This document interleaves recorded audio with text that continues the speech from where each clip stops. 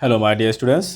Class start करते हैं size 1G part 2 और ये स्टार्ट होता है क्वेश्चन नंबर 11 से। 10 तक हम करके वीडियो कंप्लीट कर चुके हैं। तो क्वेश्चन नंबर 11 देखते हैं। ओके, क्या लिखा है? The cost of 3 1/2 metre of cloth is, मतलब हमें 3 1/2 मीटर ऑफ क्लॉथ की कॉस्ट गिवन है, कितनी है? 1661/4, right. What is the cost of what is the cost of 1 metre of cloth? 1 metre of cloth की कॉस्ट पूछा है, तो बहुत आसान है, डायरेक्ट करते हैं। बाकी स्टेटमेंट नहीं लिख रहा हूँ, ठीक है ना। तो हमें क्या करना है, इसमें डिवाइड करना पड़ेगा। कॉस्ट ऑफ 1 मीटर, ठीक है। तो कॉस्ट ऑफ 1 मीटर के लिए हमें सिंपली से क्या करना पड़ेगा, डिवाइड करना पड़ेगा। किसे डिवाइड करना पड़ेगा? देखो बात समझो, हमें दिया है कि 1661/4 इतने क्लॉथ आ रहा है, इन दोनों को क्या करना पड़ेगा, हमें डिवाइड करना पड़ेगा, ठीक है। ये बात समझ में है ना कि डिवाइड क्यों करना है। बात समझो, अगर तुमसे कहा जाए तुम 20 रुपए में 5 पेंसिल लाते हो या पेन लाते हो, तो एक पेंसिल या पेन कितना कॉस्ट होगा, तो इन दोनों डिवाइड ही तो करोगे तभी निकलेगा। वही लॉजिक यहाँ लगाया है, ठीक है। चलो डिवाइड करते हैं। तो पहले इसको कन्वर्ट करते हैं किसमें, इम्प्रॉपर फ्रैक्शन में। तो ये कितना हो जाएगा, अगर इसे सॉल्व करेंगे तो ये आएगा 6/24 + 1 = 5, 6/24 और 2 है ना, 6 और 4 और 2 6, ये आएगा नीचे जगह 4 डिवाइड बाई 3 6 और 7/2, यानी कि 665/4 मल्टीप्लाई 2/7, राइट। चलो इसे सॉल्व कर लेते हैं। ये 2 और ये 7, ठीक है। 7 9 जा 63, बचा 335, तो ये क्या आया 95/2, यानी कि ये कितना हो जाएगा 47 इतना रुपीज़। ये हमारा आंसर हुआ, यानी 47/1/2 1 मीटर का कॉस्ट है, ठीक। चलो आगे देखते हैं। तो क्वेश्चन नंबर 12 में क्या लिखा है? 12 में लिखा है the cord of length 71/2 metre has been cut into 26 pieces of equal length. What is the length of each piece? बहुत आसान है, इसमें भी तुम्हें बस डिवाइड करना है। कहा गया है एक इतना बड़ा कॉर्ड है, ठीक है, जिसकी लेंथ तुम्हें गिवन है, ठीक है, और इसको हम 26 पीसेस में इक्वल 26 पीस में डिवाइड कर रहे हैं। तो क्या करोगे, सिंपली इससे क्या करोगे, डिवाइड कर लोगे और आंसर आ जाएगा। हर एक पीस का तुम्हें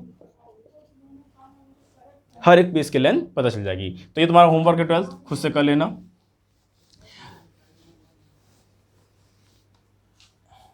ओके 13 देखते हैं। 13 में क्या लिखा है? The area of A room एक 65 मीटर स्क्वायर। एक रूम है जिसका तुम्हें एरिया हमें गिवन है, ठीक है। If its breadth is 5 metre, what is its length? देखो बहुत आसान है, हमें एरिया गिवन है, किसका? एरिया ऑफ रूम हमें ये पता है, कितना गिवन है एरिया ऑफ रूम? 65 ठीक है। और एरिया फॉर्मूला क्या होता है? Metre square, right. Area formula होता है L/B। देखो यहाँ लिखा हुआ है ब्रेथ, अगर तुम्हें ब्रेथ गिवन है तो दूसरा लेंथ ही है, लेंथ गिवन है तो L/B ही होगा, ठीक है। अगर ये स्क्वायर होता तो सिर्फ एक साइड लिखा होता है, क्या लिखा होता है? साइड लिखा होता है। ये रेक्टेंगल इसलिए L/B, ठीक है ना। L गिवन है और B गिवन है, इसलिए ये रेक्टेंगल ही होगा। अगर ये स्क्वायर होता तो सिर्फ साइड लिखा होता कि एक साइड इतनी है, तो फिर कोई सवाल ही नहीं बनता एक तो, ठीक है। इस बार तब पता चल जाता हम लोगों को कि ये कैसे है, L/B यानी रेक्टेंगल होगा। अब B कितना गिवन है हमें?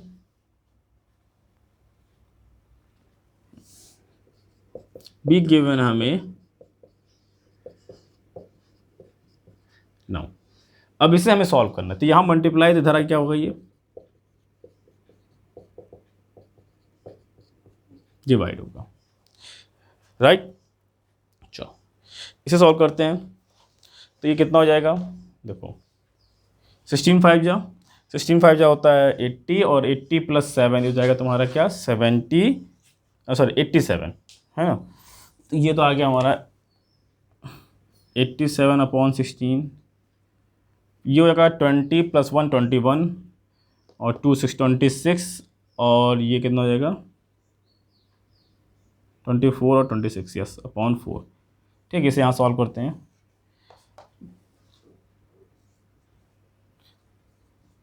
तो इसका हम करेंगे रेसिप्रोकल, और ये हो गया डिवाइड से मल्टीप्लाई, तो 4 16 ना, 4 4 जा 16। ठीक है, अब इसे हम कैसे कर सकते हैं, तो 2 + 1 = 7, 7 + 2 9, और 7 + 8 = 16 15। ठीक है, तो ये कैंसिल हो सकता है किससे, 3 से हो सकता है ना। तो 3 2 जा 6, बचा 2, और 3 9 जा 27, और ये कितना होगा 3 8 जा 24, बचा कितना 2 यानी 21, 3 7 जा 21, राइट। अब देखो ये पूरा 29 3 जा होता है, राइट।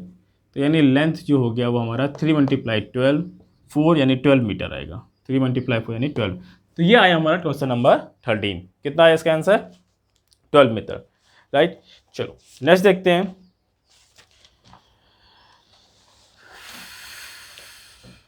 नेक्स्ट है 14, द प्रोडक्ट ऑफ 2 फ्रैक्शन। हमें 2 फ्रैक्शन का प्रोडक्ट गिवन है, ठीक है। If one of the fraction is 9/3 find the other. बहुत आसान है, ठीक है। 2 फ्रैक्शन का हमें प्रोडक्ट गिवन है, तो इसमें भी तुम्हें डिवाइड ही करना है, इसे खुद से कर लेना। 14 ऑल्सो होमवर्क, ठीक है। 14 तुम खुद से कर लेना, ये डिवाइड ही करना है। हम लोग करते हैं 15, 14 होमवर्क है, ध्यान रखना। चलो 15 करते हैं। 15 क्या लिखा है, in a school 5/8 of student are boy. किसी स्कूल में 5/8 स्टूडेंट क्या है, बॉय है। If they are 240 girls find the number of boys in the school. देखो बात समझो, कह रहा किसी स्कूल में 5/8 क्या है ऑफ ऑल स्टूडेंट, बॉयज़ की में कितना कहा गया है, यानी एक स्कूल में जो बॉयज़ हैं वो हैं 5/8 ऑफ टोटल स्टूडेंट लिख दो या ऑल स्टूडेंट लिख दो, ठीक है, ऑल स्टूडेंट्स। ठीक है, यहाँ बॉयज़ की बात हुई, यहाँ टोटल बॉयज़ की बात हुई। उसके बाद लिखा हुआ है इसमें गर्ल्स, हमें गर्ल्स गिवन है। नंबर ऑफ गर्ल्स कितनी है, वो हैं 240, ठीक है।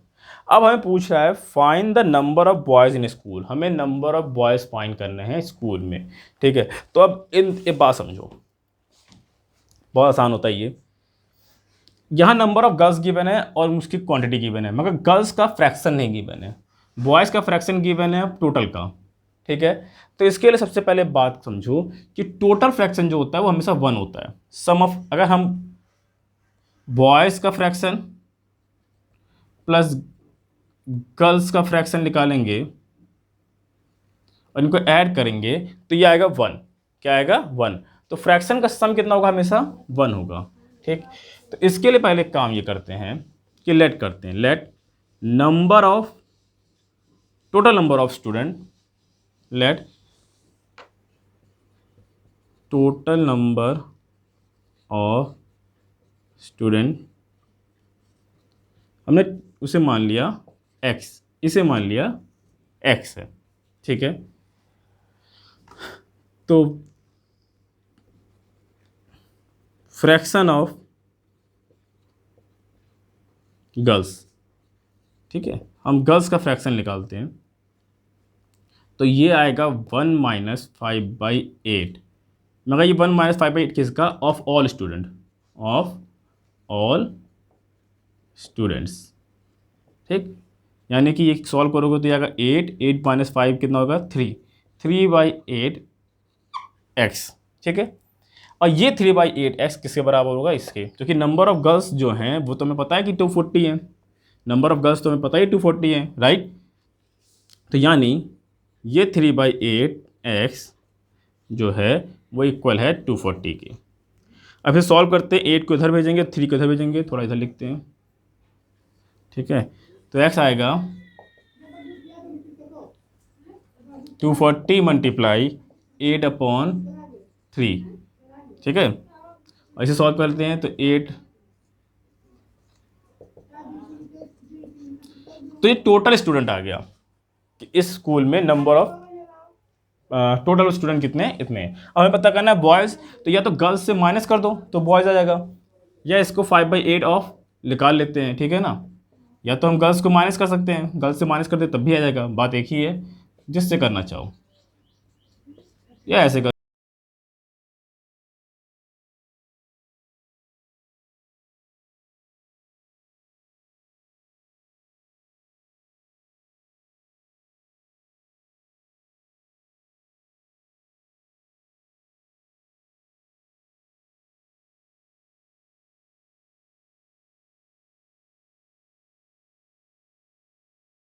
उससे हमने टोटल नंबर ऑफ स्टूडेंट निकाल लिया, हमें पता चल कि स्कूल में इतने बच्चे हैं। फिर हमने उसका 5/8 कर लिया, क्योंकि 5/8 लिखा हुआ होता है, तो 400, या माइनस भी कर सकते थे, हमें पता जाता बॉयज़ कितने हैं, सेम ही आएगा आंसर, राइट। चलो नेक्स्ट क्या देखते हैं। रीता हैड 300, रीटा है ₹300, सॉरी ये था 15 ना 16 देखते हैं। After reading 7/9 of a book 40 page left, how many page are there in a book. चलो इसे रब करते हैं।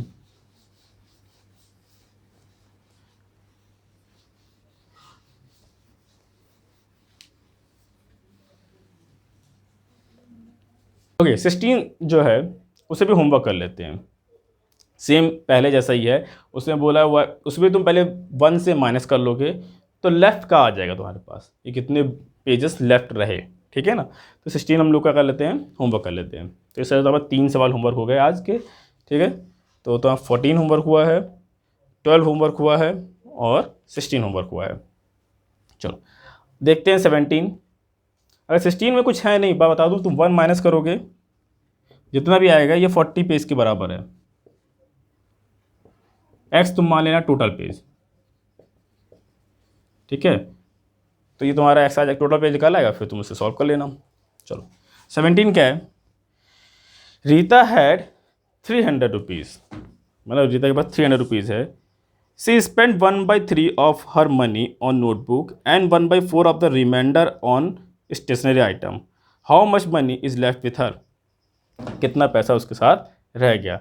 बहुत आसान सवाल में से तो थोड़ा नहीं कहेंगे, थोड़ा सा डिफिकल्ट है। तो भाई बात समझो, यहाँ रिमेनिंग की बात की गई है, मेन चीज़ यहाँ लिखा हुआ है ना 17।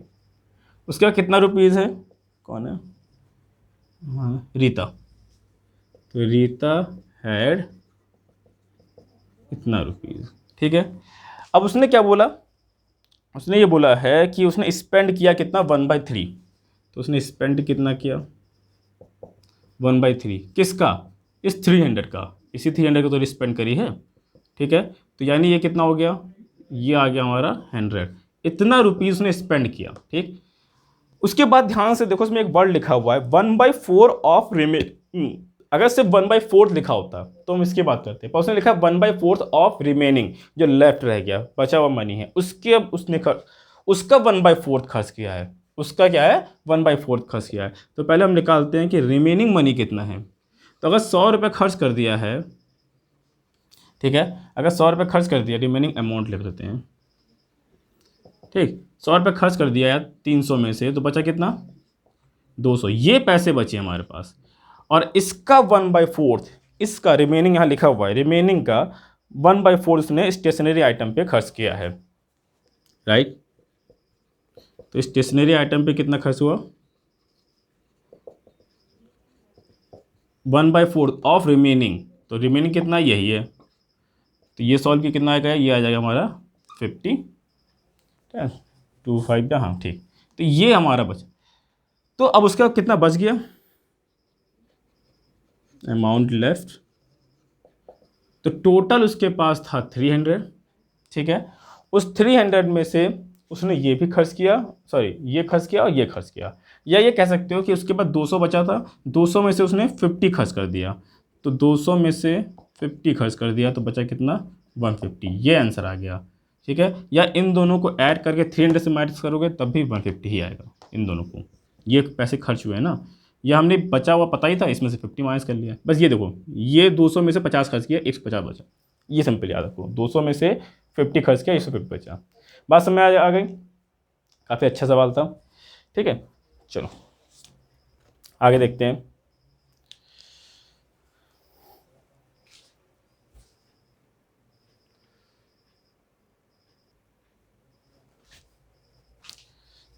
चलो ठीक है, तो यहाँ तक तुम कंप्लीट कर लेना और पढ़ना, आगे के सवाल भी खुद से लगाना।